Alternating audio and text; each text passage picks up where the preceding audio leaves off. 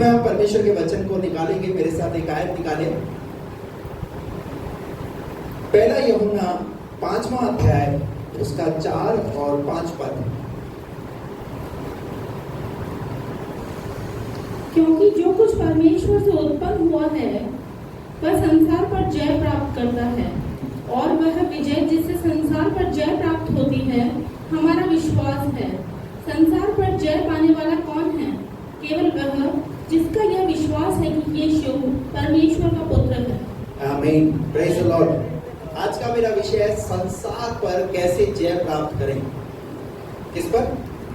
संसार पर जय कैसे प्राप्त करें। और यहाँ पर अभी हमने पढ़ा 4 पद के अंदर, या क्या लिखा, फिर से पढ़ दीजिए उसको। संसार क्या लिखा? क्योंकि जो कुछ परमेश्वर से उत्पन्न हुआ है, कुछ परमेश्वर से उत्पन्न होता है, वह संसार पर जय प्राप्त करता है। वो किस पर जय प्राप्त करता है? क्या आप संसार पर जय प्राप्त करना चाहते हैं? आपने देखा होगा कई व्यक्ति ऐसे होते हैं जो खोए होते हैं, तो बोलते हैं अरे यार कौन सी दुनिया में खोया हुआ है, कौन से संसार में खोया हुआ है, तेरा ध्यान किधर है? बोलते नहीं बोलते? उसका ध्यान इधर उधर होता है तो बोलते हैं अरे कौन से संसार में तू। संसार मतलब इस दुनिया की ये जो चीजें है ना, उन चीजों की बात हो रही है। संसार हमेशा प्रभु के लोगों का विरोध करेगा, और परमेश्वर का वचन कहता है जो कोई परमेश्वर से उत्पन्न हुआ है वह संसार पर जय प्राप्त करता है। किस पर? तो पता है आपका प्रभु आपको किस पर जय दिलाना चाहता है? संसार पर जय दिलाना चाहता है। और आगे, और वह विजय, और वो विजय जिससे संसार पर जय प्राप्त होती है, जिससे संसार पर जय प्राप्त होती है, हमारा विश्वास वो है। क्या है? आप विजय कैसे प्राप्त कर सकते हैं? आप अपने विश्वास के द्वारा इस संसार पर विजय को प्राप्त कर सकते हैं। ये संसार तो आपको प्रभु से दूर ले जाने का प्रयास करेगा। संसार की चीजें आपको प्रभु से दूर ले जाने का प्रयास करेंगी। छोटी छोटी चीजें आपको परमेश्वर से अलग ले जाने का प्रयास करेंगी। लेकिन परमेश्वर का वचन कहता है, लेकिन जो प्रभु पर विश्वास करता है वो जय प्राप्त करता है। हालेलुया। आप देखिए आज अपने जीवन में आपका विश्वास कैसा है? क्या आप जय प्राप्त कर रहे हैं या एक हारा हुआ जीवन जी रहे हैं? प्रभु का वचन कहता है कि प्रभु ने हमें जयवंत से भी बढ़कर बनाया है। हालेलुया। पर जयवंत जीवन क्यों नहीं जी पा रहे? क्योंकि वैसा हमारा विश्वास नहीं है, उस तरीके से हम विश्वास नहीं करते। Praise the Lord. कुछ बातें परमेश्वर के वचन से कि कैसे आप अपने विश्वास के द्वारा जय को प्राप्त कर सकते हैं, कैसे आप विश्वास के द्वारा अपने जयवंत जीवन को जी सकते हैं। पहली बात, विश्वास शक को गला देता है। हेलो, क्या चीज? विश्वास शक को गला देता है। आप अपने जीवन में ऐसा विश्वास रखिए ताकि शक आपके जीवन में आने ना पाए। आज पता है घर क्यों बर्बाद हो रहा है? बोलिए ना। पति पत्नी के रिश्तों में खटास क्यों आ रही है? शक के कारण। फोन, एक दूसरे का फोन चेक करते हैं, पता है क्यों? शक। किससे बात कर रही थी, इतने घंटे तक किससे बात हो रही थी? और पत्नी का शक पति के ऊपर। और पति भी इतने महाशय है, वो शक को और पैदा करते हैं। पता कैसे? हर एप्लीकेशन पे लॉक। हेलो, समझ आ रही मेरी बात? हर एप्लीकेशन पे लॉक लगाने की क्या जरूरत होती है? अगर आप हर एप्लीकेशन पे लॉक लगा रहे हैं, इसका मतलब आप कहीं ना कहीं गलत हैं। क्यों आप शक को बढ़ावा दे रहे हैं? क्यों आप शक को और मजबूत कर रहे हैं? क्यों और दूसरे व्यक्ति को आप ज्यादा क्रोधित कर रहे हैं? शक को अपने जीवन से दूर कीजिए। Praise the Lord. कैसे जय प्राप्त करोगे? हेलो, विश्वास शक को, आपका एक दूसरे के प्रति विश्वास होना चाहिए।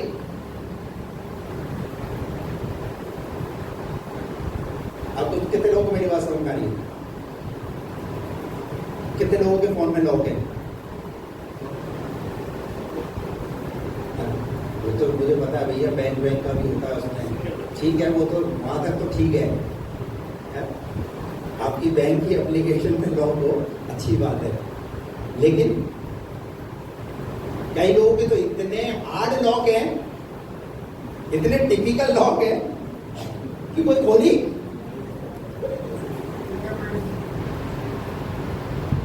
सिंपल।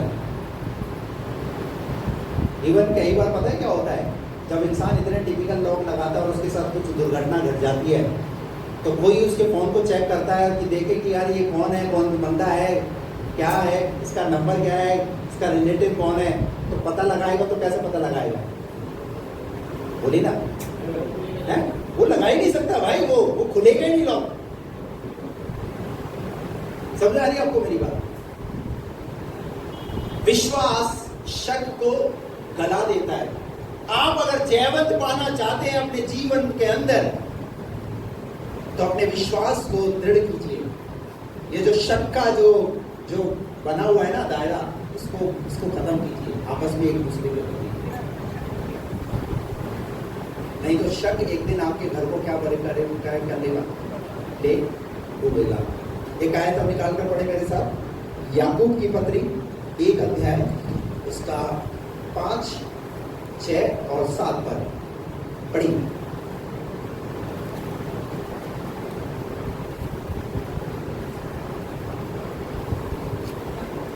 हाँ,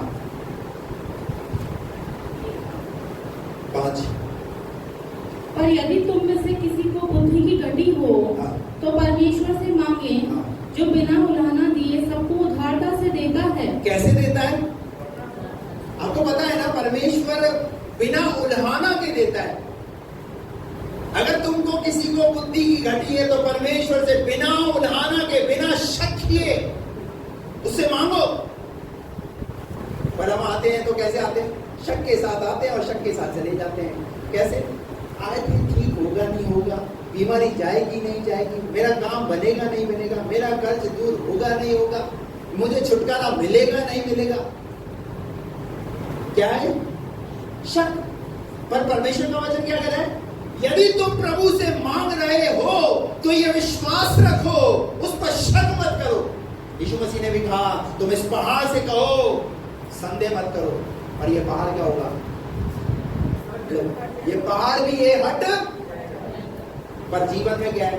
संदेह। आगे बढ़िए, क्या लिखा उसके बाद? और उसको दी जाएगी, पर विश्वास से मांगे। पर कैसे मांगे? कैसे मांगे? अगर आप मांग रहे हो तो कैसे मांगना है? ये जैवंत जीवन जीने का तरीका बता रहा हूं आपको मैं। आप जैवंत जीवन कैसे जी सकते हैं? ये जैवंत जीवन जीने के लिए तरीके हैं, ये बाइबल की आयतें हैं, इनको आप स्मरण रखिए। कैसे मांगे? अगर आपका बच्चा बीमार है, आप विश्वास से बोलिए, प्रभु यीशु मसीह के नाम में मेरा बच्चा बीमार नहीं रहेगा, ये चंगा होगा। अगर आप और किसी प्रकार की ऐसी समस्या से गुजर रहे हैं, आप बोलिए, यीशु मसीह के नाम में ये समस्या मेरे साथ बनी नहीं रहेगी, पर मेरे जीवन से समस्या को जाना पड़ेगा। विश्वास से बोलिए ना। आपका पति सुधर नहीं रहा, आप विश्वास से बोलिए। हालेलुया। पर हम विश्वास से उस ना बोल करके हम क्या करते रहते हैं? आपस में एक दूसरे के साथ भिड़ते रहते हैं, एक दूसरे के साथ लड़ाई करते रहते हैं। लड़ाई करने से कुछ फायदा होने वाला नहीं है। पर कैसे मांगना है? विश्वास के साथ। और आगे? और कुछ संदेह ना करें। और क्या ना करें? और कुछ संदेह। अगर आप प्रभु के पास आए तो संदेह लेकर मत आइए, संदेह मत रखिए, विश्वास रखिए। आपका प्रभु आपको, आपके जीवन की घटी है तो उस घटी को दूर करेगा और आपकी जो जरूरत है उस जरूरत को पूरा करेगा। क्योंकि 5 पद में हमने पढ़ा, जिसको बुद्धि की घटी हो, जिसको धन की घटी हो, जिसको बीमारी हो, क्या नहीं देगा? आगे बढ़िए, क्या लिखा है? क्योंकि संदेह करने वाला, शक करने वाला व्यक्ति समुद्र की लहर के समान है। इसके समान है। समुद्र की लहरें देखा है कैसे उठती है, कैसे समुद्र की लहरों के समान है, और जो हवा से बहती और उछलती हैं। जो क्या है, आज मनुष्य का जीवन भी ऐसा ही है, बदलता रहता है, लहरों के समान उसका जीवन चल रहा है। शक मत कीजिए। यीशु मसीह का एक चेला जिसका नाम था थोमा, यूहन्ना रचित सुसमाचार उसका 20वां अध्याय और उसका 24 पद से हम पढ़ेंगे। यहाँ पर 20 का 24 पद से, परंतु 12 में से एक, 12 चेलों में से एक अर्थात थोमा, जो दिदमुस कहलाता है, हाँ, जब यीशु आया तो उनके साथ न था। जब यीशु आया तो थोमा उस समय नहीं था, पर यीशु मसीह अपने 11 चेलों को पहले ही क्या दे चुके थे, दर्शन दे चुके थे। उस समय थोमा नहीं था। तो आगे क्या कहती है बाइबल, जब अन्य चेले उससे कहने लगे, अब 11 चेले क्या बोल रहे, 11 चेले उसे बोल रहे, क्या बोल रहे, हमने प्रभु को देखा है।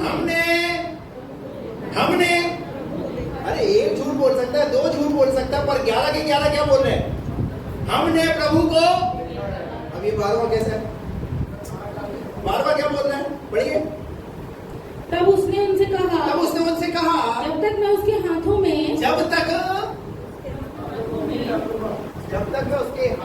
में कीलों के छेद न देख लूं, और कीलों के छेदों में अपनी उंगली न डाल लूं। अरे देख ना दूं, और उसके बाद क्या लिखा है, उंगली भी डालकर चेक करूंगा, तब जाकर विश्वास करूंगा। आज बहुतों का विश्वास कैसा है, मेरी बीमारी जब ठीक हो जाएगी ना पूरी रीति से, तब मैं विश्वास करूंगी, तब मैं प्रभु को ग्रहण करूंगी। हेलो, कैसा विश्वास है। अब ये है कौन, यीशु मसीह का चेला। 12 चेलों में से एक चेला, 11 लोग बता रहे हैं, 11 लोग गवाही दे रहे हैं और ये कह रहे हैं कि हमने प्रभु को देखा है। पर 12वां क्या कह रहा है, जब तक मैं चेक ना कर लूं तब तक मैं विश्वास। आप कौन से वाले चेले हैं, हेलो, जब तक मेरे काम पूरे बन नहीं जाएंगे तब तक। कई लोगों की क्या है पता है, कई लोगों की तरीका, प्रभु अगर है तो मेरी दारू छुड़ाकर दिखाए तब मैं मानूं, प्रभु है तो मेरी तंबाकू छुड़ाकर दिखाए।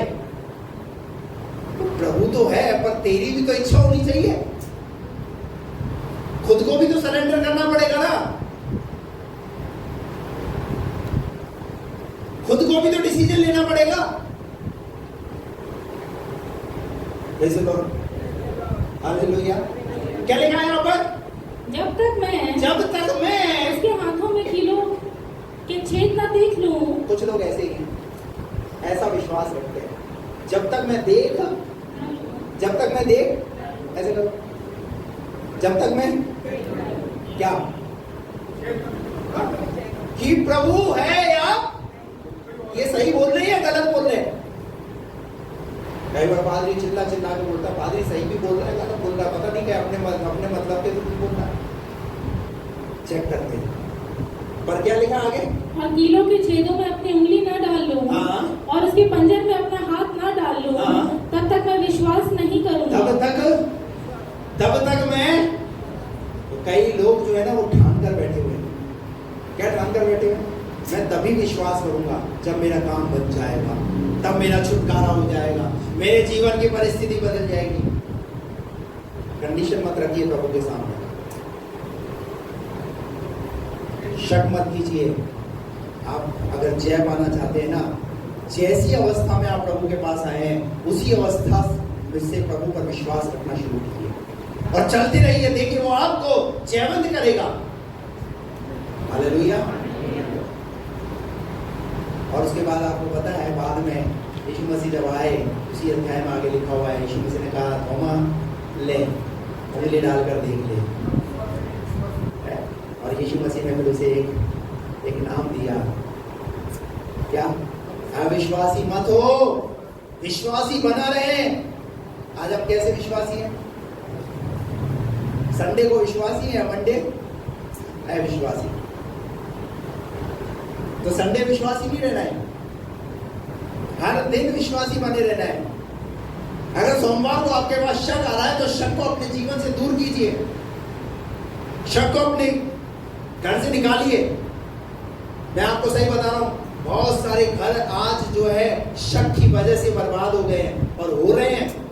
अगर अभी समय पर अगर आपने सुधार नहीं किया, एक दूसरे पर अगर विश्वास नहीं रखा, तो आपका घर बना नहीं रहेगा, घर टूट जाएगा। तो विश्वास क्या करता है? शक को गला देता है। आप जय पाना चाहते हैं तो क्या करना पड़ेगा? आपको विश्वास रखना पड़ेगा। हालेलुया। और आपको पता है ये पूरी दुनिया चल किस पर रही है? एक व्यक्ति आपको नौकरी पर रखता है या आप किसी के यहाँ नौकरी करते हैं तो किस ब्याह पर करते हैं? विश्वास के ब्याह पर करते हैं। आप जब घर से गाड़ी लेकर के निकलते हैं, आप सोचते हैं मैं उस जगह पे जा रहा हूँ, कैसे पहुंचते हैं वहां पर? विश्वास के साथ।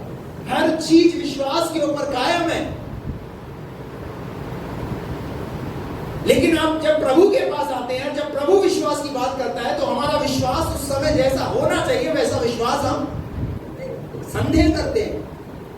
लेकिन याकूब ने कहा यदि किसी को किसी बात की घटी है तो वो उससे मांगे और वो बिना उल्हाना के तुम्हारे जीवन में देगा, पर संदेह ना करें। Hallelujah, praise the Lord. एक उदाहरण मैं वचन से रखूंगा, लूका रचित सुसमाचार 1 का 8 पद से पढ़ेंगे। लूका 1 का 8। यहाँ पर एक व्यक्ति है, जब वह अपने दल की बारी पर परमेश्वर के सामने याजक का काम करता था, तो याजकों की रीति के अनुसार उसके नाम पर चिट्ठी निकली। अब ये कौन है? मैं उनकी बात कर रहा हूँ जो परमेश्वर की आज्ञाओं को मानते हैं, परमेश्वर के वचन को पढ़ते हैं, उसके अनुसार चलते हैं। ये उनकी बात हो रही है। जैसे थोमा जो यीशु मसीह का चेला था, एक तो हमने उसकी बात करी। अभी हम एक ऐसे परिवार में एक ऐसे व्यक्ति की बात कर रहे हैं जिसका नाम है जकरिया और इसकी पत्नी का नाम है एलीशिबा। यदि आप 5 पद पढ़ोगे तो वहां पर लिखा हुआ है जकरिया और एलीशिबा परमेश्वर की आज्ञाओं का पालन करने वाले, धर्मी, परमेश्वर का भय मानने वाले व्यक्ति थे। बुढ़ापे की स्थिति आ चुकी है, पर इनके पास कोई संतान नहीं है। लेकिन ऐसे समय में एक लंबे समय से प्रार्थना कर रहे हैं। और एक समय जकरिया के नाम पर चिट्ठी निकली कि आज जकरिया मंदिर के अंदर जाएगा, वह धूप जलाएगा, प्रार्थना करेगा। और लिखा है 8 पद के अंदर, जकरिया उस रीति के अनुसार मंदिर में गया और वहां जा करके क्या हुआ? फिर धूप जलाए। धूप जलाने के समय लोगों की सारी मंडली बाहर प्रार्थना कर रही थी। और उस समय प्रभु का एक स्वर्गदूत धूप की वेदी की दाहिनी ओर खड़ा हुआ उसको दिखाई दिया। जकरिया देखकर घबराया और उस पर बड़ा भय छा गया, परंतु स्वर्गदूत ने उससे कहा, हे जकरिया, भयभीत न हो। कौन आया है संदेश लेकर? स्वर्ग से स्वर्गदूत आया है, गया मंदिर में प्रार्थना करने के लिए। कई बार प्रार्थना का उत्तर आता है पर हम समझ ही नहीं पाते प्रभु की ओर से कि प्रार्थना का उत्तर प्रभु की ओर से है नहीं। आपको समझना पड़ेगा, अगर आप प्रार्थना कर रहे हो, विश्वास करना पड़ेगा कि मैं जो प्रार्थना कर रहा हूं, मेरी प्रार्थना का उत्तर प्रभु एक दिन मुझे देगा। क्या बोल रहे हैं स्वर्गदूत? कि भयभीत ना हो, तेरी प्रार्थना सुन ली गई है। तेरी प्रार्थना बोलिए ना। आप यहाँ काय के लिए आते हैं? बोलिए, आप काय के लिए आते हैं? प्रार्थना करने के लिए। अपनी समस्याओं को लेकर के आते हैं, अपनी समस्याओं को यहाँ पर प्रभु को बता करके जाते हैं। लेकिन फिर उसके बाद बताने के बाद पता नहीं, गई तो थी पर हुआ नहीं काम, जा तो रहा हूं पर हो नहीं रहा, इतने तो संडे हो गए। इसका मतलब अंदर क्या है पता है? अंदर कहीं ना कहीं आपके संदेह है। ऐसा बोल करके आप संदेह को प्रकट करें। संदेह को प्रकट मत कीजिए, पर यह विश्वास रखिए, मैं आया हूं प्रभु के दर पर, प्रभु की वेदी पर आया हूं। मैंने जो प्रार्थना की है, प्रभु आने वाले दिनों में मेरी प्रार्थना का उत्तर देगा। शायद साल भर लग जाए, 6 महीने लग जाए, मुझे इस बात की चिंता नहीं है, पर मैं प्रभु का दामन छोड़ूंगा नहीं, मैं विश्वास रखूंगा। स्वर्गदूत आकर के संदेश दे रहा है। क्या संदेश दे रहा है? तेरी प्रार्थना सुन ली गई है तेरी प्रार्थना सुन ली गई और तेरी पत्नी इलिशिबा हाँ। तो तेरे लिए एक पुत्र उत्पन्न होगा हाँ। और तू उसका नाम योना रखना। अब बताइए, यहाँ पर बकायदा उसका नाम भी बताया है। स्वर्गदूत पूरा क्या लेकर के आए? पूरी जानकारी लेकर के आए स्वर्ग से। किसके लिए? जकरिया के लिए। इसका मतलब परमेश्वर आपकी हर एक परिस्थिति को जानता है, हर एक प्रॉब्लम को जानता है, और कैसे वो पूरी करेगा वो सब कुछ बता रहा है। क्या लिखा है? और तू उसका नाम योना रखना। हाँ। तुझे आनंद और हर्ष होगा हाँ। और बहुत लोग उसके जन्म के कारण आनंदित होंगे। वो बालक साधारण बालक नहीं होगा। जो तुम्हारी प्रार्थना का उत्तर आएगा ना, वो साधारण नहीं होगा। वो बड़ा ही अद्भुत होगा। यानी अगर अभी तक देरी हुई है, उस देरी के पीछे भी परमेश्वर की कुछ ना कुछ योजना है। कुछ अच्छा करने जा रहा है प्रभु। आमीन ही नहीं बोला जाता। कोई अच्छी बात बोली जाती है तो आमीन बोल दो, ताकि आपके लिए पूरा हो जाए वो। हालेलुया। प्रभु कुछ ना कुछ अच्छा करने जा रहा है। किसके लिए? जकरिया के लिए। क्या लिखा है यहाँ पर? तुझे आनंद और बड़ा हर्ष होगा, क्योंकि जो बालक उत्पन्न होने वाला है वो उसके कारण लोग आनंदित होंगे। कौन? आज शायद लोग आपको बोलते होंगे, जा रहा है, क्या हो रहा है, कुछ हो रहा है क्या? देख, समस्या तो तुम्हारे जीवन से जा नहीं रही, प्रॉब्लम तो खत्म हो नहीं रही है, कुछ फायदा हुआ? 2 साल से जा रहे हो, 5 साल से जा रहे हो, 6 महीने से जा रहे हो, चलो मैं दूसरी जगह बताता हूँ। और ऐसे व्यक्ति हमारी जिंदगी में आते हैं, फिर क्या करते हैं? हमें वो भटकाते रहते हैं, और फिर हम भटकते रहते हैं। लेकिन अगर एक जगह अगर आपने अपने विश्वास को कायम रखा है, बना कर रखा है, तो ध्यान रखना, प्रभु लज्जित नहीं होने देगा। हालेलुया। अपने विश्वास को दृढ़ कीजिए, अपने विश्वास को थामे रखिए। अब आपको अपनी पुस्तक के अंदर कहता है, चाहे अंजीर के वृक्ष में फल लगे ना फले, पर मैं अपने प्रभु के कारण आनंदित और मगन रहूंगा। हालेलुया। कंडीशन मत रखिए प्रभु के सामने। यानी परमेश्वर ने जकरिया के लिए एक अद्भुत योजना बनाई है, उसके परिवार के लिए एक अद्भुत योजना बनाई है, और वो योजना ये है कि पूरी दुनिया इस बात को देखेगी। अगर देरी हुई है तो उसमें भी परमेश्वर की कुछ ना कुछ योजना है। हालेलुया। पर हमें देरी हमें देरी नहीं चाहिए है? हमें देरी नहीं चाहिए। इसीलिए तो मैगी आई है। मैगी क्यों आई है? आजकल घरों के अंदर जो आटा कम, मैगी ज्यादा रहती है। बच्चा भी बोल रहा है, मम्मी भूख लग रही है। चिंता मत कर, अभी आटा गूंथने में टाइम लगेगा, मैगी बना कर देती हूँ, ताकि इसकी भूख तो शांत हो, मेरे कान को ना पकाए। देरी, अगर देरी भी है तो उस देरी के पीछे परमेश्वर की कुछ ना कुछ योजना है। हालेलुया। कुछ अच्छा करने जा रहा है। अगर उस देरी से गुजर रहे हैं, तो मैं आपको कहना चाहता हूँ, विश्वास के साथ इस बात को याद करके जाइए, लिख लीजिए, प्रभु कुछ अच्छा करने जा रहा है। कुछ अच्छा करने जा रहा है। उसका दामन मत छोड़ना, उसका साथ मत छोड़ना, संदेह मत करना, संदेह को अपने जीवन में मत आने देना। अगर अभी तक भी तो हमने भी इंतजार किया है, अभी तक भी तो हमने दुख उठाया है, क्या थोड़ा समय और हम नहीं रुक सकते? हालेलुया। आगे क्या लिखा उसके बाद? क्योंकि वह प्रभु के सामने महान होगा। किसके सामने? अरे जो देने जा रहा है वो साधारण नहीं होगा, वो और लोगों की तरह नहीं होगा, वो प्रभु के सामने महान होगा। Praise the Lord. देखिए प्रभु की योजना जकरिया के लिए कितनी बड़ी है। क्या होगा? वो महान होगा, और दाखरस और मदिरा कभी ना पिएगा, और अपनी माता के गर्भ से ही पवित्र आत्मा से परिपूर्ण हो जाएगा। पहले ही बता दिया, क्या नहीं पिएगा, क्या नहीं पिएगा। ये बात पिता को बता दी कि तेरा बच्चा काय से दूर रहना चाहिए, दाखरस से और मदिरा से। पर आज के समय में आज के बच्चे जो है अपने पिता के साथ पीते हैं। और लिखा हुआ है वचन में कि वो दाखरस और मदिरा का भी सेवन नहीं करेगा, यानी वो पवित्र होगा। हालेलुया। और आगे क्या लिखा है? और इजराइलियों में से बहुतेरों को उनके प्रभु परमेश्वर की ओर फेरेगा, तेरे लिए तो वो आशीष का कारण होगा, पर पता है जब वो उसका जन्म होगा ना तो वो बहुत सारे लोगों को प्रभु में लाने वाला बनेगा। और पता है वो व्यक्ति कौन है? उसका नाम है यूहन्ना। यूहन्ना जब बड़ा हुआ कहां रहता था? जंगल में रहता था। क्या पहनता था? ऊंट का रोम का वस्त्र। क्या खाता था? शहद, मधु। और पता है लोग जंगल में भी यूहन्ना के प्रचार को सुनने के लिए आते थे। और यूहन्ना पता कैसा प्रचार करता था? कैसा प्रचार करता था? दिलेरी के साथ वो बोलता था, हे सांप के बच्चों, तुम्हें किसने जता दिया कि तुम आने वाले क्षोभ से बचो। अगर आज के समय पादरी ऐसा प्रचार करते तो चर्च वर्च नहीं आएंगे भैया, ये पादरी तो हमें सांप का। लेकिन यूहन्ना के अंदर दिलेरी। और पता है उस प्रचार को सुनकर भी वो लोग कहते थे हम तुझसे बपतिस्मा लेना चाहते हैं। और यूहन्ना बपतिस्मा दाता के नाम से उसका नाम जाना गया।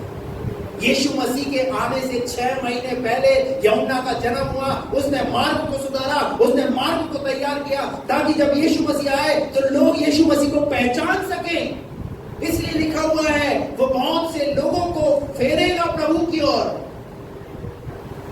देरी हुई ना, लेकिन देरी के पीछे भी परमेश्वर की योजना थी। Praise the Lord, hallelujah. कई लोग नौकरी के लिए प्रयास करते, मेरी नौकरी नहीं लग रही, मेरी नौकरी नहीं लग रही। लेकिन उसके बाद जब नौकरी लगती है तो ऐसी लगती है अरे वाली सब बढ़िया, मजा आ गया, प्रभु ने भी एक बहुत अच्छी जॉब मुझे दी है। कई लोग मकान के लिए प्रार्थना कर रहे होते हैं, इधर भी मकान देखते हैं, उधर भी मकान देखते हैं, उधर भी मकान देखते हैं, सब जगह देखते हैं, समझ में नहीं आता। मैं बोलता हूँ धीरज रखो, इंतजार करो, प्रभु एक अच्छा मकान तुम्हें देगा। हालेलुया। और फिर बाद में पता चलता है पादी साहब बहुत अच्छा मकान प्रभु ने हमें दिया। इसका मतलब जो आपके लिए प्रभु की दृष्टि में अच्छा होगा प्रभु वो करेगा। आप इंतजार कीजिए। क्या लिखा है यहाँ पर? और इस्राएलियों में से बहुतेरों को उनके प्रभु परमेश्वर की ओर फेरेगा।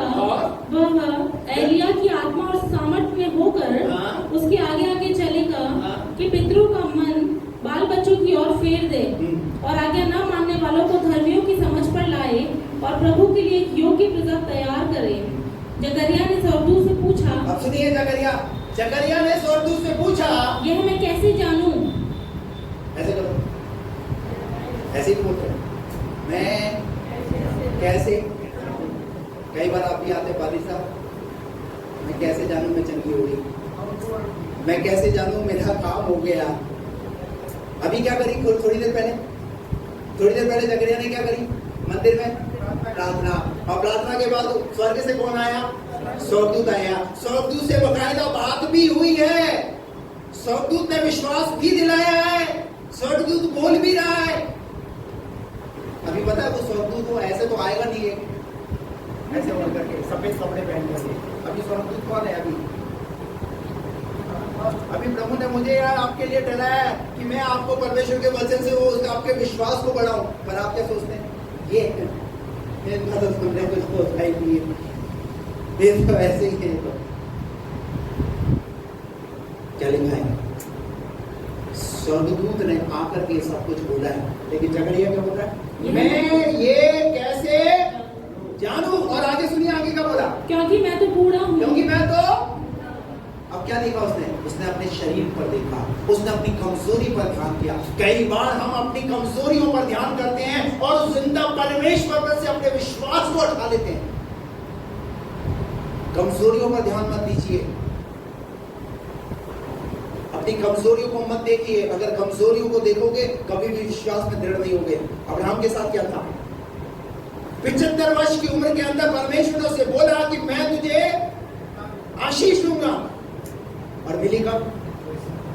99 वर्ष की उम्र के अंदर परमेश्वर ने अब्राहम को आशीष दी। बूढ़ा हो गया था, दोनों पति पत्नी बूढ़े हो चुके थे, स्त्री धर्म सारा का खत्म हो चुका, लेकिन अब्राहम ने विश्वास किया। हालेलुया। अपनी कमजोरी को मत देखिए, मत देखिए आज क्या हो रहा है, आज मत देखिए मार्केट चल रहा है नहीं चल रहा है, मत देखिए, नहीं तो आप विश्वास में कमजोर हो गए। उसकी दुकान तो चल रही है, मेरी नहीं चल रही, उसके साथ तो ऐसा हो रहा है, मेरे साथ ऐसा क्यों हो रहा है? मत अपने आप को आंकिए, क्योंकि हम में से हर एक के लिए परमेश्वर की कुछ ना कुछ योजना है। जैसे परमेश्वर ने आपको एक विभिन्न चेहरा दिया है, वैसे ही परमेश्वर ने आपके लिए भी एक विभिन्न योजना बनाकर रखी है। आपको उसकी योजना के अंतर्गत आना पड़ेगा, ना कि आप अपनी कमजोरी को देख करके परमेश्वर को छोटा करें। जकरिया ने कहा, मैं तो बूढ़ा हूं और मेरी पत्नी भी बूढ़ी है। और स्वर्गदूत ने उसको उत्तर दिया, दोबारा स्वर्गदूत ने कहा, बातचीत चल रही है, स्वर्गदूत ने उससे कहा, मैं जिब्राइल हूँ जो परमेश्वर के सामने खड़ा रहता हूँ, और मैं तुझसे बातें करने और तुझे ये सुसमाचार सुनाने को भेजा गया हूँ। देख, जिस दिन तक ये बातें पूरी ना हो ले, उस दिन तक तू मौन रहेगा। क्या रहेगा? क्यों मौन रहेगा?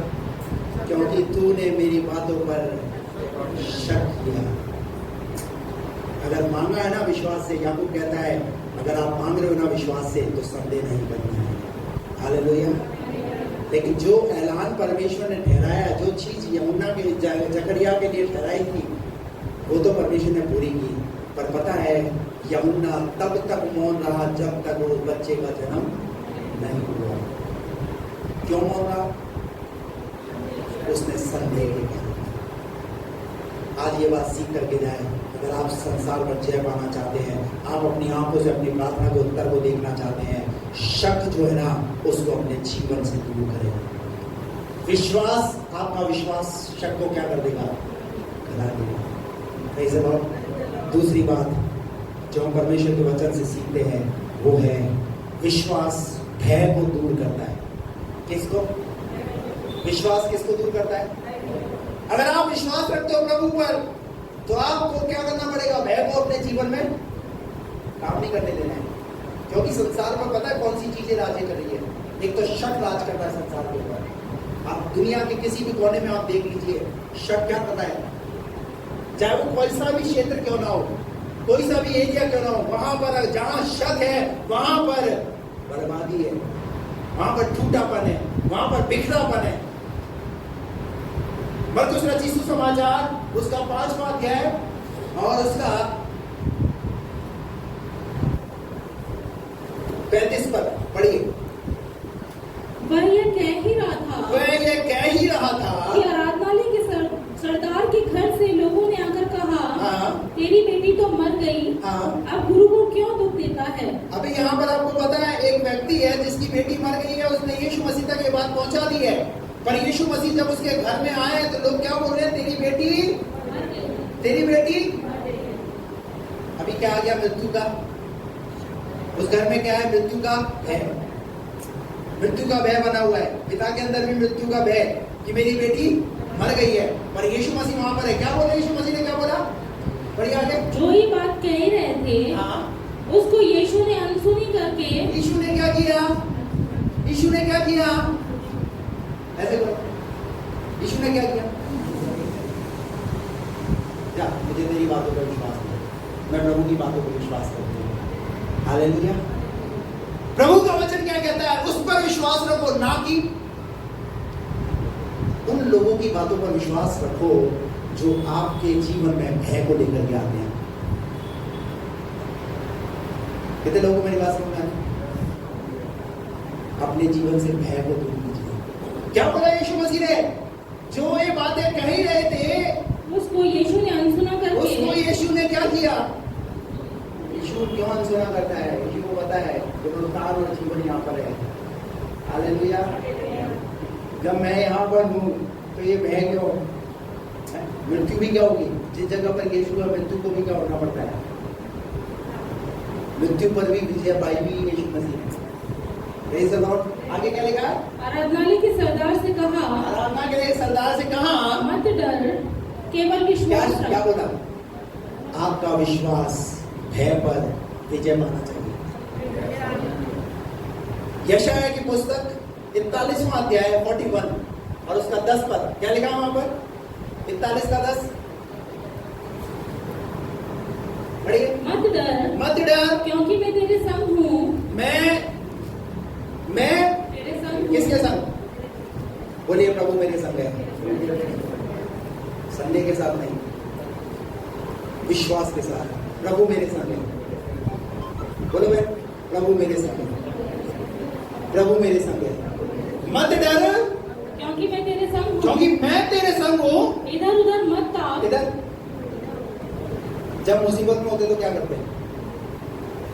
मदद, इधर से मदद, उधर से मदद, इधर से मदद, उधर से मदद। पर प्रभु क्या बोल रहा है?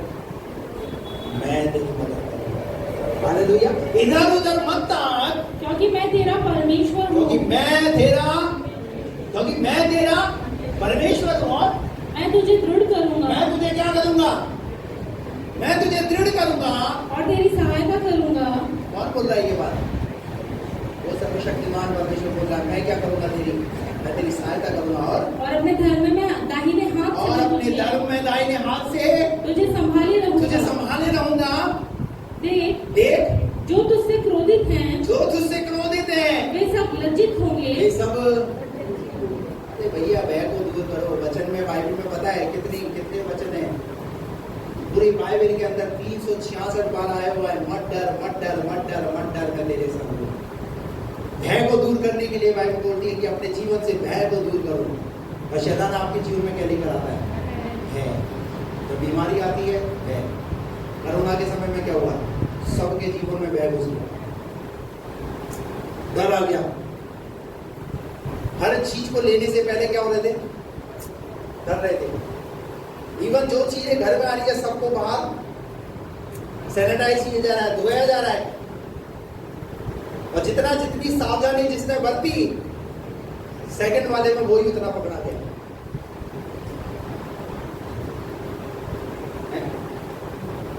क्योंकि पहले वाले का अनुभव हो गया, बोले कि पहले वाले में तो कुछ हुआ ही नहीं, अब दूसरे में भी कुछ नहीं होगा। भय को अपने जीवन से क्या कीजिए? दूर कीजिए। यीशु मसीह ने वहां पर क्या की? अनसुनी की। और अनसुनी करके क्या बोला वहां पर? मत डर, केवल विश्वास रख। केवल विश्वास रख। और उसने पतरस और याकूब के भाई योना को छोड़ अन्य किसी को अपने साथ आने ना दिया। अब यीशु मसीह ने किन लोगों को साथ में लिया? जो उसकी बात को समझते हैं, जो उसकी बात को सुनते हैं, ऐसे लोगों को लिया उस कमरे के अंदर। और फिर वहां पर उस लड़की के लिए क्या किया? वहां पर यीशु मसीह ने उसको उठा के खड़ा किया। हालेलुया। भय है तो भय को क्या कीजिए? दूर कीजिए। किसके द्वारा? विश्वास के द्वारा। जय कैसे प्राप्त कर सकते हैं? विश्वास के द्वारा। जिस प्रभु के पास आप आए, ये व्यक्ति किसके पास आया था? प्रभु यीशु मसीह के पास आया। प्रभु यीशु मसीह के पास आकर के इसने बताया कि ऐसा ऐसा मेरे घर में हो गया, मेरी बेटी मर गई है। लोग कह रहे हैं तेरी बेटी मर गई है। भय का माहौल बन गया, वहां पर रोने पीटने का माहौल बना हुआ है। पर यीशु मसीह ने उन सारी बातों को क्या किया? अनसुना किया। जब आपके पास नकारात्मक बातें आए, नकारात्मक चीजें आए, या ऐसे नेगेटिव नकारात्मक सोच वाले व्यक्ति आपके पास आए, आपको डराने का प्रयास करें, तो आपको क्या करना? उन बातों को अनसुना करना है। हालेलुया। विश्वास के द्वारा उन पर जय पाना है। Praise the Lord. तीसरी बात जो हम परमेश्वर के वचन से सीखते हैं वो ये है, विश्वास शत्रुओं के हथियार को बेकार कर देता है।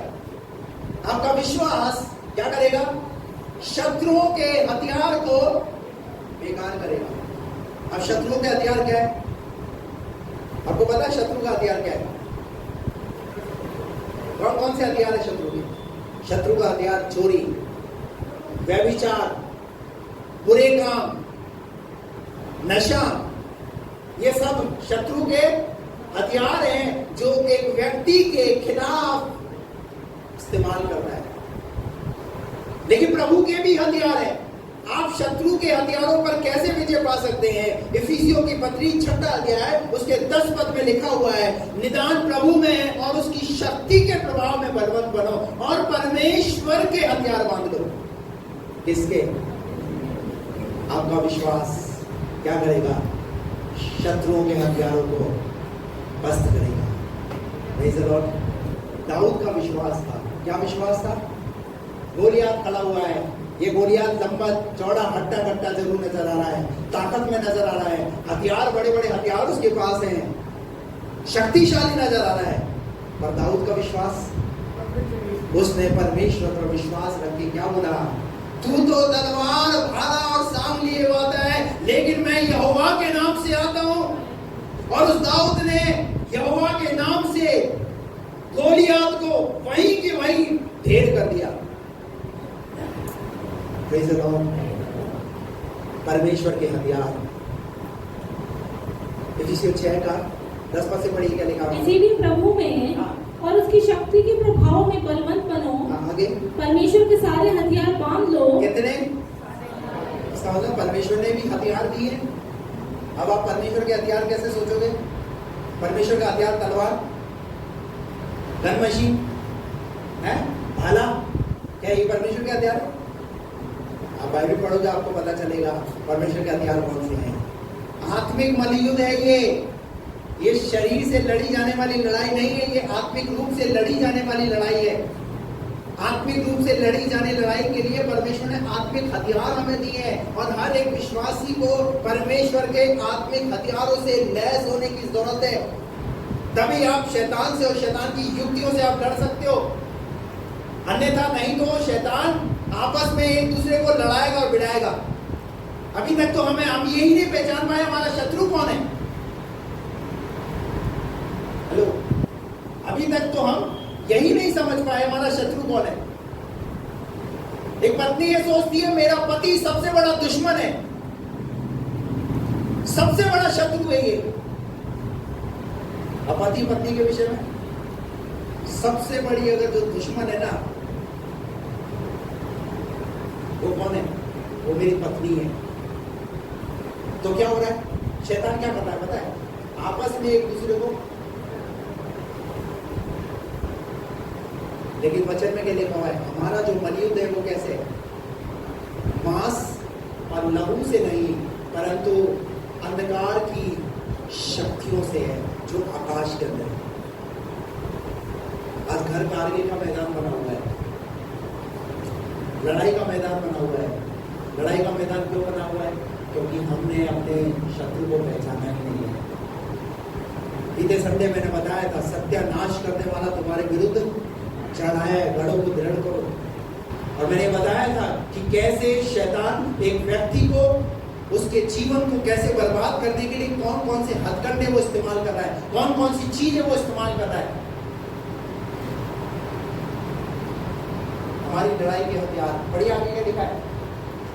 परमेश्वर के सारे हथियार बांध लो कि तुम शैतान की युक्तियों के सामने खड़े रह सको, क्योंकि हमारा यह मल्लयुद्ध लहू और मांस से नहीं, परंतु प्रधानों से और अधिकारियों से और इस संसार के अंधकार के हाकिमों से और उस दुष्टता की आत्मिक सेनाओं से है जो आकाश में है।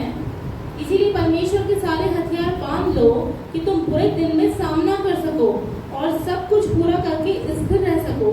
इसीलिए सत्य से अपनी कमर कसकर और धार्मिकता की झिलम पहनकर और पाँव में मैल के सुसमाचार की तैयारी के जूते पहनकर और इन सब के साथ विश्वास की ढाल लेकर स्थिर रहो। सुन रहे हैं आप? परमेश्वर के हथियार कौन कौन से हैं? नंबर 1, पहला सत्य से अपनी कमर सत्य से अपनी कमर को कसना। सच्चाई एक हथियार है। हम सच्चाई के द्वारा शैतान से लड़ सकते हैं। और शैतान का हथियार क्या है? इसके विपरीत सत्य का अपोजिट क्या होगा? शैतान क्या इस्तेमाल करता है? यूहन्ना 8:44 में क्या लिखा है? यीशु मसीह ने क्या बोला? तुम अपने पिता शैतान से हो, क्योंकि वो तो आरंभ से ही झूठा है, वो तो हत्यारा है। तो शैतान का स्वभाव कैसा है? बोलते ना, झूठ बोले कौवा काटे। शैतान का स्वभाव है झूठा, लेकिन बाइबल कहती है आपका एक हथियार होना चाहिए विश्वासी का, सत्य से अपनी कमर को कसना, और उसके बाद और धार्मिकता की झिलम को पहनना। बेल्ट पहन लिया, झिलम पहन ली, तीसरी और पाँव में मैल के सुसमाचार की तैयारी के जूते पहनकर। जूते कौन से? मेल के जूते। सुसमाचार, ये क्या ही सुहावने वो पैर जो सुसमाचार लेकर के जाते हैं। मेल की तैयारी के जूते पहनकर और इन सब के साथ विश्वास की ढाल लेकर। चौथा, विश्वास की ढाल। हेलो, एक हाथ में तलवार होती है और एक हाथ में क्या होती है? ढाल क्या काम करती है? ढाल बचाव का काम करती है। विश्वास क्या है? विश्वास क्या है? विश्वास वो ढाल है जिससे आप बचाव करते हैं। आगे अगला पद, जिससे तुम उस दुष्ट के सब जलते हुए तीरों को बुझा सको और उद्धार का टोप और आत्मा की तलवार, उद्धार का टोप। उद्धार पाए हुए बनना है। कितने समय से आ रहे हैं पर अभी तक हम उद्धार के करीब ही नहीं पहुंचे, कोई डिसीजन ही नहीं लिया। उद्धार का टोप और आत्मा की तलवार, जो परमेश्वर का वचन है। जो क्या है? कितने लोगों के पास परमेश्वर का वचन है? थोड़ा ऊंचा कीजिए। ये आत्मा की तलवार क्या है? ये आत्मा की तलवार परमेश्वर का वचन। वचन को लेने के लिए कौन क्यों कहा? अगर आप शैतान के हथियार आप पर हावी हो रहे हैं तो परमेश्वर का हथियार क्या है? परमेश्वर का वचन। आप इस वचन को लेकर के आपको क्या करना पड़ेगा? शैतान को जवाब देना। यीशु मसीह जब प्रार्थना करने के लिए गए थे, 40 दिन और 40 रात प्रार्थना किया, उसके बाद शैतान परीक्षा लेने के लिए आया। और परीक्षा लेने के लिए आया तो शैतान ने बोला, पत्थर को कहो ये रोटी बन जाए। और यीशु मसीह ने कैसे जवाब दिया? यीशु मसीह ने शैतान को वचन से जवाब दिया। शैतान को अगर कोई भाषा समझ में आती है तो वो कौन सी है? वचन की। आपको शैतान को भगा सकते हैं तो आप वचन से जब परिपूर्ण होंगे, वचन जब आपके पास होगा, मसीह के वचन को हृदय में अपने हृदय में अधिकाई से बसने दो ताकि आप शैतान का सामना कर सको। पर आज वचन आपके जीवन में, वचन का कहां स्थान है? आप लड़ रहे हैं, कैसे लड़ रहे हैं? आप मुंह से लड़ रहे हैं, वचन के द्वारा नहीं लड़ रहे। पर आपको कैसे लड़ना है? आत्मा की तलवार जो परमेश्वर का वचन है, इसे ले लो, क्योंकि इसी के द्वारा शैतान आप पर हावी नहीं हो सकता। और होने का प्रयास करेगा ना तो वचन आपकी सुरक्षा का कवच बनेगा। हालेलुया। आगे बढ़िए। उसके बाद हर समय और अगला हथियार क्या है? और हर समय और हर प्रकार से। ये जितने भी हथियार अभी हमने देखे वो कहां के थे? सामने के। पर पता है, प्रार्थना एक ऐसा हथियार है जो पूरी बॉडी को सर से लेकर के पैर तक कवर करता है। हालेलुया। हर समय और हर प्रकार से ये हथियार तो हम सामने के देख रहे थे, पर प्रार्थना हमारी पीठ की भी सुरक्षा करेगी ताकि शैतान हमारी पीठ पर भी हमला ना करे। पौलुस क्या सिखा रहा है एफिसियों की कलीसिया को? वो ये सिखा रहा है कि हर समय और हर प्रकार से आत्मा में अब प्रार्थना करो। एक जो प्रार्थना करने वाला व्यक्ति है ना, और जो प्रार्थना नहीं करने वाला व्यक्ति है, जो नहीं प्रार्थना करने वाला व्यक्ति वो प्रार्थना करने वाले व्यक्ति से हमेशा चिढ़ेगा। नहीं समझ में? अभी क्या प्रार्थना करते रहो तो अड़ा बंद करो, ये क्या लगा रखा है? एक ही घर के अंदर प्रभु का नाम और शैतान का नाम। एक प्रार्थना करने वाले व्यक्ति को, शैतान को ये बात पसंद नहीं आएगी, ध्यान रखना। इसका मतलब ऐसा नहीं बोलना है अपने पति को, देख चल शैतान निकल यहां से, मैं यीशु मसीह के नाम से तुझे भगाती हूँ। वो भगाती क्या? वो भगा देगा, फिर वो घर से भगा देगा। तरीका समझना है। अगर किसी के अंदर कोई काम कर रहा है तो शैतान उसके जीवन में कहीं ना कहीं उसके जीवन को इस्तेमाल करेगा। हालेलुया। ताकि वो ये नहीं चाहता आपके घर में प्रार्थना, वो ये नहीं चाहता आपके घर में परमेश्वर का वचन खुले, क्योंकि लिखा है जब उसका वचन खुलता है तो वहां क्या होता है? वो नहीं चाहता,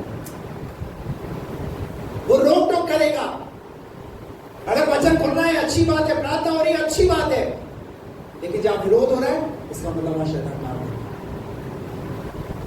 लिखा है, क्या लिखा है? हर समय आत्मा में प्रार्थना और विनती करते रहो और इसीलिए जागते रहो कि सब पवित्र लोगों के लिए लगातार विनती किया करो। कब? संडे को, यहाँ जो मध्यस्था की प्रार्थना होती है बस काफी, उससे काम हो जाएगा। लिखा है हर समय लगातार विनती करते रहो। मैं आपको कई बार बोल चुका हूँ, यहाँ शनिवार की उपवास प्रार्थना होती है। कुछ ही लोग आते हैं, 2, 4, 5 लोग ही आते हैं, बाकी लोग नहीं आते।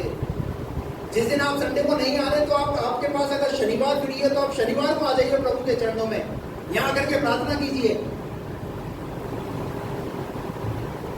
समय, आपका समय जो है ना वो दुनिया खा रही है, दुनिया की चीजें खा रही है, पर आपका समय जो प्रभु के पास होना चाहिए ना, जो प्रभु में बिताया गया समय है ना, वही हम कमा रहे, बाकी सब गवा रहे, बाकी तो सब हम गवा रहे। बाकी कुछ लोग तो घर में ही बैठे रहेंगे, छुट्टी होगी तब भी घर में बैठे रहेंगे। अगर पूरा परिवार आकर के प्रार्थना करे कितनी अच्छी बात है, आइए ना पूरा परिवार आकर के प्रार्थना करें। हम क्या चाहते हैं, हमारी कलीसिया क्या करे, हमारी कलीसिया उन्नति करे, गिनती में बढ़े, विश्वास में बढ़े। ये बोलने में अच्छा लग रहा है, पर जब समय देने की बात है वो टाइम नहीं है। पादरी साहब बहुत बिजी है ना, संडे को भी बिजी है, शनिवार को भी बिजी है। साधन है हमारे पास, गाड़ियां हैं, 2 व्हीलर है, 4 व्हीलर है, खुद के बिजनेस है, वो उनके बिजनेस होने के बाद भी वो थोड़ा लेट जाकर के खुदा के चरणों में यहां तो आ सकते हैं। मैं पास्टर हूं, इसलिए मैं आपकी आत्मिक उन्नति के बारे में ये बात आपको सिखा रहा हूं, मैं आपको बता रहा हूं कैसे आप संसार पर विजय को प्राप्त कर सकते हैं। आप दे सकते हैं प्रभु को समय, पर शैतान आपको क्या करता है, आपको रुकावट पहुंचाता है, आपको नहीं आने देता, आपको बस संतुष्ट करके रखा हुआ है क्या, कि बस संडे को जाना है, 2 घंटे आराधना करना है, बस उसके बाद बस तेरी प्रार्थना सुन ली जाएगी, तेरे काम बन जाएंगे। कुछ नहीं होने वाला। दाऊद का जीवन देखिए, दाऊद दिन में कितनी बार प्रार्थना करता था। कौन था वो, कौन था, राजा, राजा होने के बाद प्रजा, उसका परिवार, लेकिन उसके बाद भी किसको समय दे रहा है, परमेश्वर को। पता है क्यों, क्योंकि उसे पता है अगर ये राजगद्दी मुझे मिली है ना, ये मेरे बल, मेरी ताकत की वजह से नहीं मिली है, ये मेरे परमेश्वर की वजह से मिली है, और जिस परमेश्वर ने दी है मैं उसे क्यों ना दूं। आज हमारे पास टैलेंट है, पर हम उस टैलेंट को प्रभु के लिए इस्तेमाल ना करके हम खुदा के लिए कुछ करने का प्रयास कीजिए। समय बुरा है, कैसे समय से हम लोग होकर के गुजर रहे हैं, हम सबको पता है। हमारे खुद के परिवारों के भी हमें पता है हालात कैसे हैं, पर हमने अपने आप को दुनिया और दुनिया की चीजों में व्यस्त करके रखा हुआ है। आना नहीं चाहते, पूरा की पूरा परिवार संगति में आना ही नहीं चाहता। ऐसे भी परिवार है, 2 आ गए तो 2 है। अपनी आत्मा के विषय में सोचिए। संसार पर जय ऐसी प्राप्त नहीं होगी, अकेले प्राप्त नहीं होगी, हमको एक यूनिटी पाना पड़ेगा। जब कलीसिया दौड़ लगा करके प्रार्थना करेगी, बंधन टूटेगा। हालेलुया। किसका बंधन टूटा, कलीसिया क्या कर रही है, पतरस जेल खाने के अंदर है, कलीसिया क्या कर रही है, पतरस के लिए प्रार्थना कर रही है। और क्या प्रार्थना कर रही है, हमारा पास्टर मुसीबत में, हमारा पास्टर समस्या में है, प्रभु हमारे पास्टर को आजाद कीजिए, हमारे पास्टर को निकालिए प्रभु। और थोड़ी देर बाद क्या हुआ, प्रार्थना खत्म हुई, आमीन हुई, दरवाजा खटखटाने की आवाज है, और दरवाजा खोला, एक लड़की ने देखा, कौन, पतरस, अरे भूत। कई बार ऐसा ही होता है, हम अपनी प्रार्थनाओं पे विश्वास, आपके जीवन को परमेश्वर अलग अलग रूप में इस्तेमाल करना चाहता है। परमेश्वर की बुलाहट को पहचानिए कि परमेश्वर आपको किस प्रकार की बुलाहट में आपको इस्तेमाल करना है। आपको पता है कि परमेश्वर आपसे किस तरीके से बात करता है, पर हम क्या करते हैं, हम अपनी बुलाहट को पहचान नहीं पा रहे, और हम अपनी उस बुलाहट को संसार में खो रहे हैं, संसार की चीजों में खो रहे हैं। जिस तरीके से परमेश्वर हमें जैसे इस्तेमाल करना चाहिए वैसा इस्तेमाल नहीं कर पा रहा। अगर आप चाहते हैं कि परमेश्वर आपको एक बड़ी सेवकाई के लिए, बड़े काम के लिए इस्तेमाल करे, हम ऐसे बहुत सारे लोग हैं जिनको ऐसी बड़ी सेवकाई करते हुए, बड़े कामों को करते हुए देखते हैं, तो कैसा लगता है, बताइए बहनों की तरफ से कैसा लगता है, क्या अंदर से क्या होता है, जोर से बोलो। हम भी ऐसा है भाई लोग, जब आप किसी को देखते हो तो कैसा होता है, पर क्या फिर उस पर काम करते हैं, उस पर काम नहीं करते। देखना अच्छा लगता है, इनको प्रभु ने बुलाया, इन्हीं को अभिषेक किया प्रभु ने, ऐसा कहीं लिखा हुआ है, ऐसा कहीं नहीं लिखा हुआ। बाइबल में लिखा हुआ है एक छोटे लड़के के द्वारा, एक छोटी लड़की के द्वारा प्रभु ने अपने काम किए। महिमा सिद्ध की है। आप ये मत सोचना कि मैं इस कलीसिया के अंदर मैं कैसा हूं, मैं आता हूं, मेरा कोई औचित्य नहीं है, मेरा कोई मतलब नहीं है। बगीचे के अंदर अलग अलग प्रकार के फूल होते हैं, जब वो एक साथ फ्लावर में लगा दिए, उसमें पॉट में लगा दिए जाते हैं तो कैसा लगता है? किसी फूल के अंदर खुशबू होती है, सभी में खुशबू होती है क्या? सभी फूलों में खुशबू होती है? नहीं, किसी में खुशबू होती है, किसी में धीमी होती है, किसी में कैसी होती है। लेकिन पता है जब वो फ्लावर पॉट में लग जाते हैं तो कैसे कितने सुंदर लगते हैं। कलीसिया भी क्या है पता है? कलीसिया भी वो स्पॉट के समान है। हालेलुया। हम में से जितने यहाँ आते हैं, हम में से हर एक व्यक्ति प्रभु के लिए महत्वपूर्ण है, महत्व रखता है। हालेलुया। चाहे हम यहाँ पर खड़े नहीं होते, शायद हम गवाही नहीं दे पाते, हम शायद यहाँ पर आराधना नहीं करा पाते, हम शायद यहाँ प्रचार नहीं कर पाते, लेकिन अगर यहाँ कुर्सी पर भी बैठे हुए हैं ना, तो अभी क्या कर रहे हैं? हम इस चर्च की क्या है? सुंदरता है। ये मत भूलिए कि मेरा तो कोई काम ही नहीं है, मैं काय को चर्च में, मुझे तो कुछ मौका मिलता ही नहीं है। नहीं, ऐसा मत सोचना। शैतान ने अगर ऐसा विचार आपके मन के अंदर डाल दिया ना, तो शैतान आपको कलीसिया से दूर ले जा रहा है। शैतान आपको कहीं ना कहीं भटका रहा है। हालेलुया। ये सोचिए कि मुझे प्रभु ने इस कलीसिया में रखा है, और पता है एक सेवा मुझे दी है प्रभु ने, एक सेवा मुझे दी है। जितने आप सब बैठे हुए हैं, प्रभु ने आप सबको एक सेवा दी है। शायद वो गाने की नहीं है, शायद वो बजाने की नहीं है, शायद वो प्रचार की नहीं है, पर वो है प्रार्थना की सेवा। और बाइबल कहती है प्रार्थना की सेवा है वो एक सबसे बड़ी सेवा है। एक बहुत बड़े प्रभु के दास है, उनसे पूछा आपकी सेवकाई का, आपकी फलवंत फ्रूटफुल मिनिस्ट्री का राज क्या है? आप इतने आपकी कलीसिया की बढ़ोतरी का राज क्या है? तो उन्होंने बोला 3 कारण है मेरी सेवकाई की उन्नति के।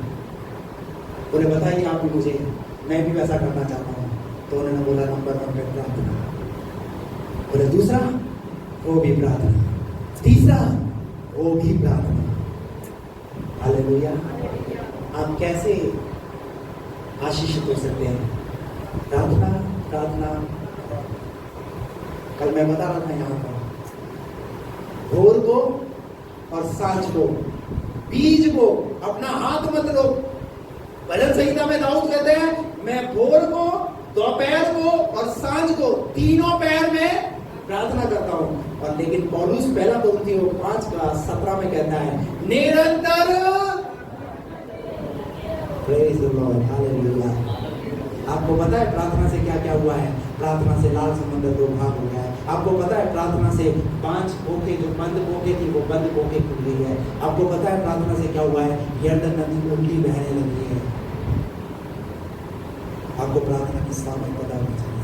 इसलिए कलीसिया के पास वो है जो आप उसके द्वारा बहुत सी चीजों को भेजा कर सकते हैं। अगर आपसे पूछा जाए आप प्रार्थना कितनी देर करते हैं, सप्ताह में कितनी बार करते हैं, तो क्या उत्तर आएगा? वो बनी साहब आप हाथ रखते हो ना, बस उसी में हम आमीन बोल देते हैं। और व्यक्तिगत प्रार्थना, हेलो, व्यक्तिगत प्रार्थना, अब्राहम ने अपने भतीजे लूत के लिए प्रार्थना किया। अब्राहम को पता था उसका भतीजा मुसीबत में, सदोम अमोरा में पाप वाली जगह पे फंसा हुआ है। अब्राहम ने जब प्रार्थना किया ना, तो अब्राहम की प्रार्थना की वजह से उसका भतीजा सदोम अमोरा से बाहर निकलवाया गया। पता है कैसे? परमेश्वर से उसने प्रार्थना किया, परमेश्वर ने दूतों को भेजा। देखिए प्रार्थना का उत्तर कैसे आता है। परमेश्वर किसी ना किसी को आपके लिए तैयार करेगा। हालेलुया। अय्यूब ने प्रार्थना किया, सब कुछ लुट गया। अब उसे क्या प्रार्थना करनी चाहिए, नहीं करनी चाहिए? बताइए, अय्यूब का क्या क्या लुट गया है? चारों तरफ धन संपत्ति चली गई, बच्चे थे वो मर गए, पत्नी थी उसने भी उसका साथ छोड़ दिया, और खुद बीमारी से पीड़ित हो गया। और अगली बात, उसके जो दोस्त थे उसके विरोध, वो भी विरोध में हो गए, वो भी कुछ कुछ बोलने लगे। पर पता है अय्यूब क्या कर रहा है? राख बिछा करके, टाट ओढ़ करके वो प्रार्थना कर रहा है, प्रार्थना कर रहा है, प्रार्थना कर रहा है, प्रार्थना कर रहा है, प्रार्थना कर रहा है। और 42वां अध्याय तक जब हम पहुंचते हैं तो वहां लिखा हुआ है, अय्यूब ने अपने मित्रों के लिए प्रार्थना किया, परमेश्वर ने अय्यूब का दुख दूर किया। हेलो, अय्यूब ने किसके लिए प्रार्थना किया? किसके लिए? हम अपने मित्रों के लिए प्रार्थना करते हैं। हम क्या प्रार्थना करते हैं? अपने लिए प्रार्थना करते हैं, अपने परिवार के लिए प्रार्थना करते हैं। वो बुरा नहीं है अपने लिए प्रार्थना करना, अपने परिवार के लिए प्रार्थना करना, लेकिन ये भी मत भूलो, बाइबल ये भी सिखाती है कि आप अपने मित्रों के लिए भी प्रार्थना करो, अपने दुश्मनों के लिए भी प्रार्थना करो जिसने आपको सताया है। बोलता है ना यीशु मसीह ने बोला ना, अपने दुश्मनों के लिए भी क्या करो, क्या करते हैं, कैसे करें, उसने इतना नुकसान पहुंचाया, ऐसे तो भूल ही नहीं सकते जब तक बदला ना ले लें। हेलो, तो बताइए कैसे सुनी जाएगी प्रार्थना? आपको अगर किसी ने सताया भी है तो बाइबल कहती है अपने सताने वालों के लिए भी प्रार्थना करें। ये है प्रार्थना की सामर्थ। और यह लिखा हुआ है हर समय हर प्रकार से आत्मा में प्रार्थना। कैसे? विश्वास के द्वारा आप क्या कर सकते हैं? शैतान के हथियारों को उन पर विजय पा सकते हैं। आखिरी बात, क्या कर सकते हैं विश्वास के द्वारा? विश्वास आपके शत्रु को नाश करेगा। पहला कुरिन्थियों 15:26 पर पढ़िए। पहला कुरिन्थियों 15। सबसे अंतिम बैरी, सबसे अंतिम बैरी जो नष्ट किया जाएगा, आपके विश्वास के द्वारा क्या होगा? आपका जो बैरी है, जो शत्रु है, वो क्या किया जाएगा? सबसे अंतिम बैरी। और अंतिम बैरी कौन है पता है? हेलो, एक ही दिन इंसान जो है जन्म से उसकी शुरुआत होती है और खत्म कहाँ होती है उसकी कहानी? मृत्यु का। और मृत्यु क्या है? बाइबल में लिखा हुआ है सबसे अंतिम बैरी। यीशु मसीह ने कहा, हे मृत्यु तेरी जयकार है, मृत्यु तेरा न्यायकार। मृत्यु पर भी यीशु मसीह ने क्या पाई? विजय पाई। हालेलुया। आगे बढ़िए, क्या लिखा है? सबसे अंतिम बैरी जो नष्ट किया जाएगा वह मृत्यु है। मृत्यु है। बहुत सारे लोग क्या कर रहे हैं आज की तारीख में? बहुत सारे लोग क्या कर रहे हैं? कर जैसा आप मर जाओ छुटकारा हो जाएगा। अबे तेरा छुटकारा हो जाएगा, तेरे परिवार का क्या होगा? बेवजह मृत्यु को आमंत्रित मत करो, बेवजह ऐसा डिसीजन मत लो। बीमारियां ठीक ही नहीं हो रही, मर जाओ तो वही अच्छा है, कुछ खा लो, कुछ गोली गोली खा लो, कुछ ऐसा कर लो। ये परिवार किसके लिए छोड़कर जाओगे? कुछ लोग ट्रेन के आगे जाकर के जो है सुसाइड कर लेते हैं, कुछ लोग घर के अंदर ही, ये जो फैन है, ये पंखा हवा खाने के लिए भैया। ऐसा अगर विचार आ रहा है ना तो शैतान आपको उस पोजीशन में आपको लेकर के जाना चाहता है। मैं नहीं जानता प्रभु मुझे ये शब्द क्यों बुलवा रहा है, लेकिन अगर निराशा ने आपको आकर के घेर लिया है, आपका बैरी आपके सामने आपका इस तरीके से खड़ा हुआ है, तो वो आपको क्या पहुंचाना चाहता है? वो इसी कंडीशन में आपको लेकर के जाना चाहता है। और बाइबल कहती है सबसे अंतिम बैरी क्या किया जाएगा? अरे यीशु मसीह तो नाश करना चाहता है उसको। Hallelujah, praise the Lord. मत सुनिए उसकी आवाज को, मत करिए उसको अपने जीवन में ऐसा काम।